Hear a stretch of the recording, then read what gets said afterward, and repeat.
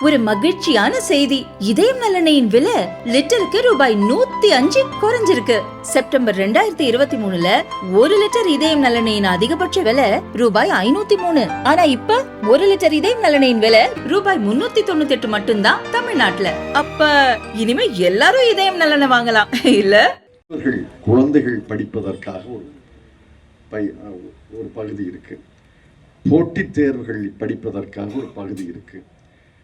நாள் பத்திரிகைகள் மாத இதழ்களை படிப்பதற்கு ஒரு பகுதி இருக்கு. அப்புறம் ஆராய்ச்சி மாணவர்கள் படிப்பதற்கு ஒரு பகுதி இருக்கு. பொது நூல்கள் ஏறத்தாழ 50,000 நூல்கள் இருக்கின்றன. இன்னும் பல வகையில திருமயம் பொதுமக்கள் உதவி செய்யலாம். ஒரு உதவி செய்யுங்க, வாரத்துக்கு ஒரு முறை நூலகத்துக்கு போனோமா அப்படிங்கிற உதவி செய்யுங்க. வாரத்துக்கு ஒரு முறை தானே, நாள்தோறும் வர சொல்றேன்னா நாள் பூரா வர சொல்றேன். வாரத்துக்கு ஒரு முறை 1 மணி நேரமாவது நூலகத்துக்கு வர வேண்டும் என்ற பழக்கத்தை ஏற்படுத்திக் கொள்ளுங்கள். ஒன்று. ரெண்டாவது, நம்ம தந்தை காலத்துல பாட்டனார் காலத்துல படித்த புத்தகங்கள் எல்லாம் எங்கே இருக்குப்ப? பரன்ல இருக்கு, அல்லது அலமாரியில மூட்டையா கட்டி இருக்கு. அதை யாரும் படிக்க போறதில்ல. நீங்க படிக்கல, உங்க பிள்ளைகள் எல்லாம் வெளியூர்ல இருக்காங்க, வெளிநாட்டுல இருக்கிறாங்க. அந்த நூல்களை இந்த நூலகத்துக்கு கொண்டாங்க, நூலகத்துல கொடுங்க. உங்க நூலகம் இவங்கள் அளித்தார்கள் என்று உங்களுக்கு ரசீது கொடுத்து அதை பாதுகாப்பாக நூலியல் நூலக இயல் படி வரிசைப்படுத்தி வகைப்படுத்தி வைப்பாங்க. எல்லாரும் ஆளுக்கு 10 புஸ்தகம் கொடுத்தா கண்டிப்பா இந்த திருநயம் பகுதியில நிறைய தமிழ் அறிஞர்கள் இருந்திருக்காங்க, நிறைய கல்வியாளர்கள் இருந்திருக்காங்க. அவங்க வீடுகளெல்லாம் புத்தகம் இருக்கு, எனக்கு தெரியும், புத்தகம் இருக்கு. அந்த புத்தகத்தை யாரும் படிக்கிறது இல்லை. அதை தயவு செய்து கொண்டாந்து நூலகத்துக்கு தாங்க. நாம் பெற்ற பயன் பலருக்கு கிடைக்க வேண்டும் என்ற நோக்கத்தில் அந்த நூல்களை கற்றால் அதை பல பேர் படிப்பாங்க. இந்த 2 உதவியை மட்டும் செய்யுங்கள். ஒன்று, வாரத்துக்கு ஒரு முறை நூலகத்துக்கு வாருங்கள். ரெண்டாவது, உங்கள் வீட்டில் இருக்கிற நூல்களை, படிக்காத நூல்களை, படித்து முடித்த நூல்களை தயவு செய்து நூலகத்துக்கு தாருங்கள் என்று சொல்லி, உங்கள் பணம் மத்திய அரசு வழியாக என் மூலமாக மீண்டும் உங்களை வந்து சேர்ந்திருக்கிறது என்பதையும் வலியுறுத்தி, இந்த நூலகம் இந்த பகுதிக்கு பெரும் பயனை தர வேண்டும் என்று வாழ்த்தி நன்றி தெரிவித்து, அமைச்சர் அவர்களுக்கு கட்டி முடிப்பதற்கு ஒப்பந்தக்காரர் சீமானூர் கணேசன் அவர்களுக்கு நான் நன்றி சொல்ல கடமைப்பட்டிருக்கிறேன். ரொம்ப தொந்தரவு பண்ணிட்டேன் அவரை. நான் அடிக்கல் நாட்டு விழாவிலேயே சொன்னேன், தொந்தரவு பண்ணுவேன். அமைச்சர் ரகுமதி அவர்களுக்கு நினைவிருக்கும், அடிக்கடி தொந்தரவு பண்ணுவேன். ஏன்னா நான் ஊருக்கு போகிற வழியில தான் இந்த பாதை இருக்கு. அடிக்கடி தொந்தரவு பண்ணேன். ஆனால் சொந்த வீடை எப்படி கட்டுவீர்களோ அதை போல கட்ட வேண்டும் என்று சொன்னேன். என்னுடைய மதிப்பெண்ணில் ஏறத்தாழ 100 மார்க்குக்கு 95 மார்க் வாங்கியிருக்கேன். நல்ல ஒப்பந்தக்காரர். இதை போன்று எல்லா கட்டடங்களையும் அவர் கட்ட வேண்டும் என்று அன்போடு கேட்டுக்கொள்கிறேன். இன்னைக்கு காலையில் பகல் 12 மணிக்கு வந்து ஒரு பிழை இருக்கு, அதை திருத்தணும்னு சொன்னேன். அந்த பிழையை இவ்வளவு தாமதமாக திருத்த வேண்டும் என்றால் அதற்கான செலவையும் நான் தந்துடுறேன்னு சொன்னேன்.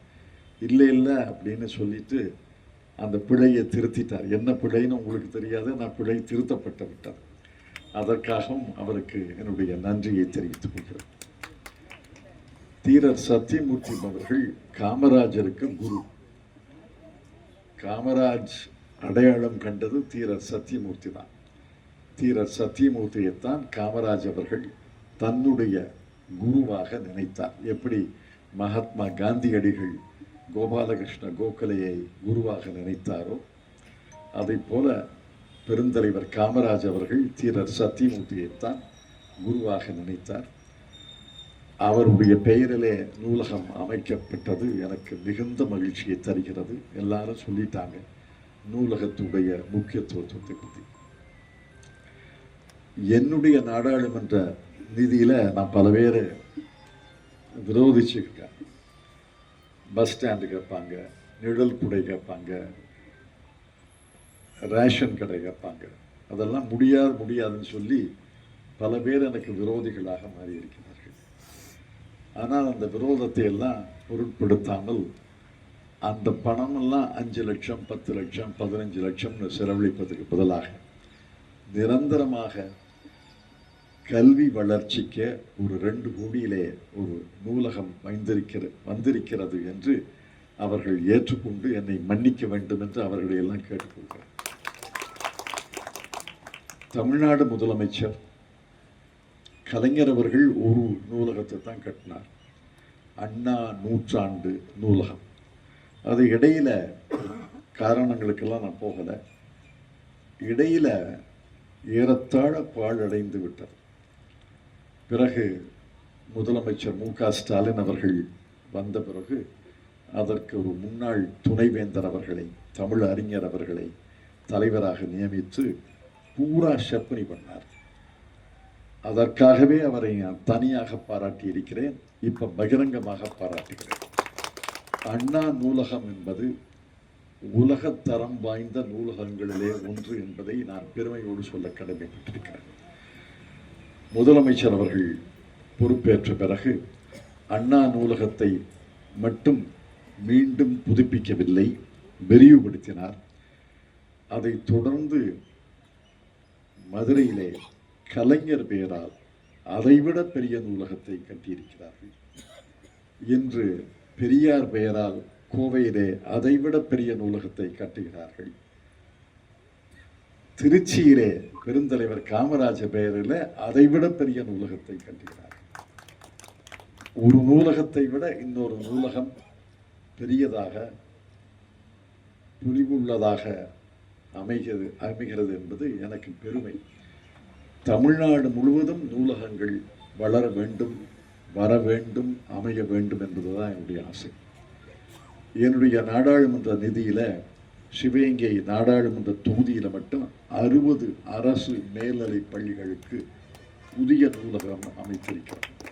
திருமயத்தில் 10, ஆலங்குடியில் 10, அதை போல சிவகங்கை மாவட்டத்தில் 4 தொகுதிகளில் 4, 10, 40, 60 நூலகங்கள் என்று புதுப்பிக்கப்பட்டு மகாத்மா காந்தி நூலகம் என்று 60க்கும் ஒரே மாதிரி மகாத்மா காந்தி நூலகம் என்று வைத்திருக்கிறார். பிள்ளைங்களை கேளுங்க, அந்த நூலகம் வந்த பிறகு எவ்வளவு மகிழ்ச்சியோடு அந்த நூலக வகுப்பை அவர்கள் பயன்படுத்துகிறார்கள் என்பதை கேட்டு பாருங்க. அதை போல எல்லாரும் படிக்கணும். எல்லாரும் சொன்னது தான் நான் மீண்டும் சொல்றேன். என்னை பொறுத்தவரையில் நான் தெளிவாக சொல்ல முடியும்.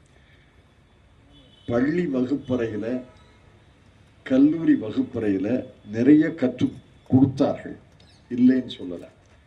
ஆனால் அவர்கள் கற்றுக் கொடுத்ததை விட நூலகத்திலே போய் நான் படித்தது தான் கற்றுக்கொண்டது அதிகம். கற்றுக் கொடுப்பது வேறு, கற்றுக்கொள்வது வேறு. ஆசிரியர்கள், பேராசிரியர்கள் நல்ல முறையிலே கல்வி கற்பிக்கிறார்கள். ஆனால் கற்க வேண்டும் இல்லை, அவங்க கற்பிக்கிறாங்கன்னா அவங்களுக்கு பரிசு கொடுக்கலாம். நம்ம கற்கிறோமா என்பதுதான் முக்கியம். அதை தனிப்பட்ட முறையிலே நூலகத்தில் அமர்ந்து மாவட்ட ஆட்சியர் சொன்னதை பாரு, ஒரு நூலை எடுத்து புரட்டி பார்த்து படித்தால்தான் நாம் கற்றுக்கொள்கிறோம் என்பதற்கு போதும். பெற்றோர்கள் இப்போ வாரம் வாரம் கோயிலுக்கு போறீங்க, வாரத்துக்கு ஒரு முறை மாலையில் பிள்ளைகளை அழைத்து கொண்டு நூலகத்துக்கு ஏன் வரப்படாது? கோயிலுக்கு போகிறோம், அதே மாதிரி நூலகத்துக்கு வரலாம்ல. வாரத்துக்கு ஒரு முறை 1 மணி நேரம் 1.5 மணி நேரம் ஒதுக்கி குடும்பத்தோட நூலகத்துக்கு வர வேண்டும். இந்த நூலகத்தில் பல வசதிகளை செய்து தந்திருக்கிறார்கள். உதவி செயற்பொறியாளராக இருந்த முத்துஜெயம் அவர்கள் இந்த நூலகம் கட்டின ராசியோ என்னமோ செயற்பொறியாளராக பதவி உயர்வு பெற்றுக்கொண்டான்னு சொன்னாங்க. மகிழ்ச்சி.